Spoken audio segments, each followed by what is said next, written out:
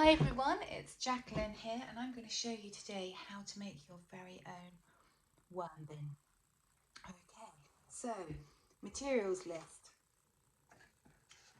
What do we need? Okay, number one, container to keep your worms in. Now I've chosen this plastic container because it's got a lid. You can have something smaller or bigger or glass made out of other materials. The only thing to bear in mind is you need to make some very tiny holes in the top and some tiny holes in the bottom. Okay, so I'll explain more about that later. Number two is a jar. Okay, a jar to go inside. I've chosen this jar here. Okay, as long as it's smaller than this because it's going to go in the center. So that's number two. Number three is my shovel, or I have a fork there for when I go and find my worms. Four, a gardening glove. Okay, that's optional. You don't have to. You can just use your hands, whatever you would like. Number five, we need some soil. Okay, so I've got some soil just over here. Number six, some food for our worms. So I have some not very appetizing vegetation here. I think that's a bit of celery and some tea bag. Not a lot really, because I'm only going to collect 10 worms today, so we don't really need an awful lot of food as yet. And number seven, water, and also there is a number 8, and the number 8 is, let me think, yes, it's something to go underneath your worm bin to catch all the waste, all the liquid that's going to come out the bottom.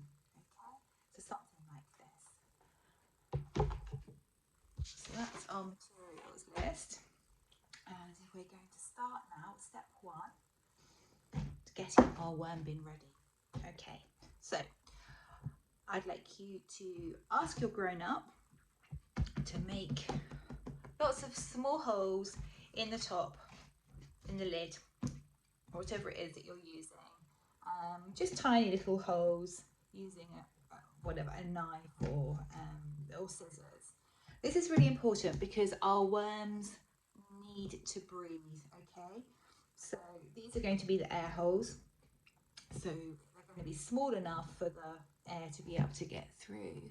Okay, but not big enough for the worms to crawl through. Okay, and then also you ask a grown up to put some holes in the bottom of the container as well, and this is for the drainage. Okay, so the worms will wee and poop.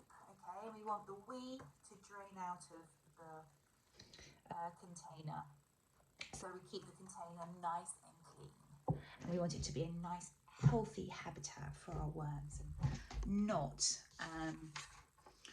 not dirty and smelly. So we want the drainage to work really well, and also we can put some holes around the side as well if you want to. Okay, lots of air coming in is a really good thing because we want it to be very, very, very comfortable for our worms, and for there to be lots of moisture and lots of activity. We want our worms to be healthy. Okay, so that is the main container. Okay, the next step is to take your smaller jar, okay, and we're going to put that in the center, and the reason for that is it stops the worms from moving in this area, okay, and so they will have to build their homes around the outside. And what's nice if you have a plastic or a glass container is over time you'll be able to see more of the worms' activity and the tunnels that they make and their movement, and also looking down through the smaller glass container, you may well be able to see the worms moving on the other side of that. So it gives you a really good viewpoint to watch your worms. when they settle into their new home and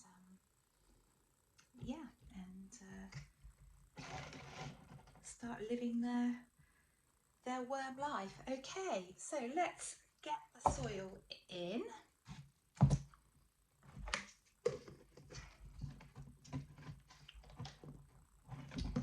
take that lid off. Okay, so here's my soil. I'll move that over there. Okay, let's bring the soil over here. Okay. Right. Okay, so this soil I collected from my garden. Okay, so really that is the first step, that you want to take your trowel, your spoon, spade I mean, and your glove and your container and go outside. And this is your opportunity to explore and find your worms. Okay, and good idea is to look for big stones or rocks and try and lift them up very slowly and be very careful, and quite often underneath you will find there will be some worms. And if you have no luck there, then another good way is to go onto the grass and jump up and down or stamp your feet. Worms like vibrations and they may well come up to the surface, and you can use your spade or your trowel and dig up some of the earth. But please do ask a grown-up before you start digging, won't you? Just to make sure that it's okay.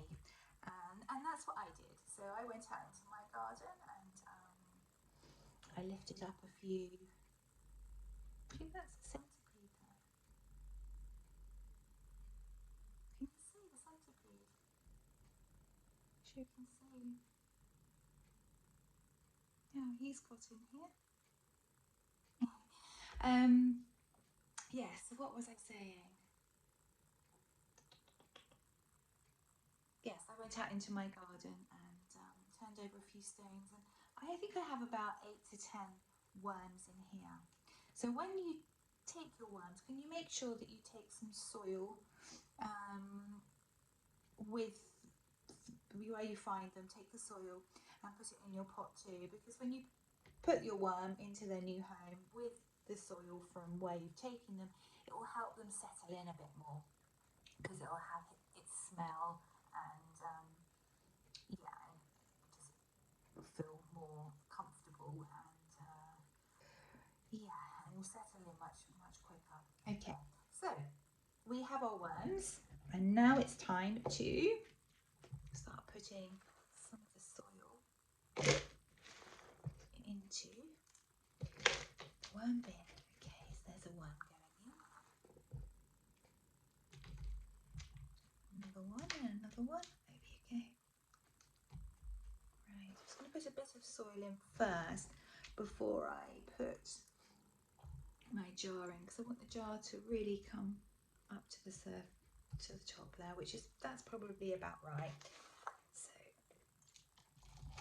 let's put the rest of the soil in.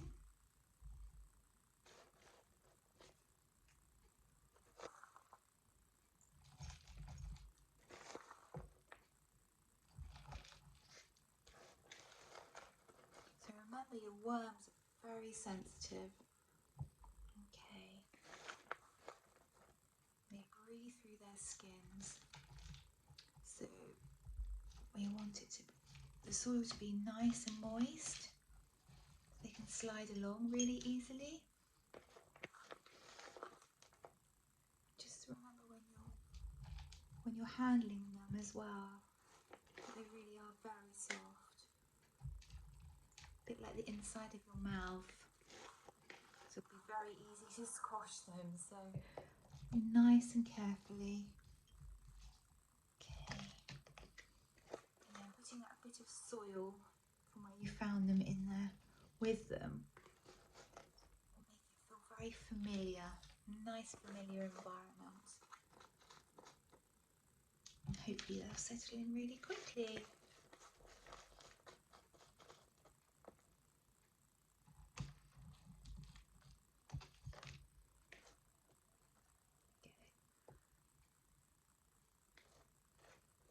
sure whether to put the centipede in as well, or whether to put him back out in the garden.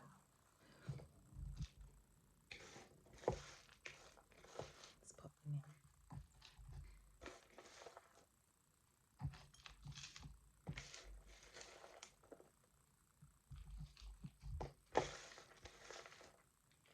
Okay, nearly there.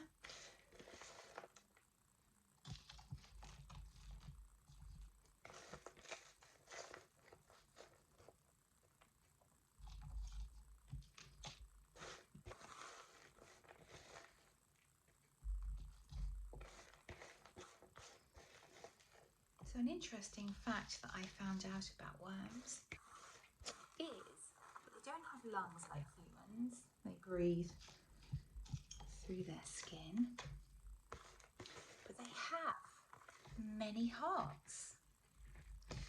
So I'm not sure whether it's 5 or 7 hearts.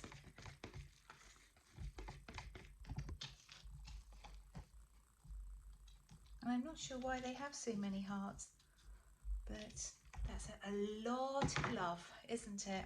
Okay, right, that's all the soil in. Okay, and if you didn't collect enough soil with your worms, then you can add potting soil, or ask your mum and daddies if they have any in the shed. You need to be filling up your container to about 3/4 of the way full, like that. Okay, so when that's done, we're now going to make some bedding for our worms. So now I've taken some cardboard and some paper. Okay, tear up lots of pieces. Now, worms need paper, card, food, whatever you're going to give them, shredded or broken up into the smallest pieces that you can possibly do. Okay. So once you've done that, okay, you can take a bowl of water, okay, and put your bits of paper and card in and soak them for a little while. I put some in here earlier, so I'm going to take those now. I'm going to start putting them, squeezing the, let me show you, squeezing the water out. We don't want it to be wet in there. So we just want it to be nice and moist. So let's start putting it all the way around the top. Okay, I'm going to add a little bit of vegetable as well. Okay, let's break this up into smaller pieces. Put it in there. So I have about 10 worms in there. And they say that they eat about their body weight in food every day. So I'm not going to need very much food at the moment. But hopefully, if they settle in and are very happy, they'll start laying eggs. And then we'll have lots of baby worms, and the population will continue to grow. And this happens very quickly, actually. You do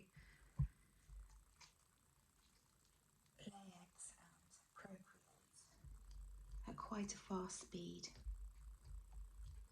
There we go. So I'm just going to add all of this in very carefully.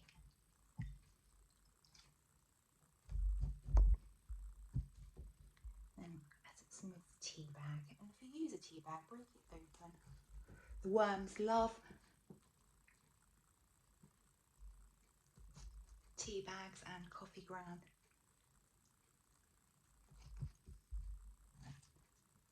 There. All the way to the top. Okay. We'll probably just need a little bit more paper in there.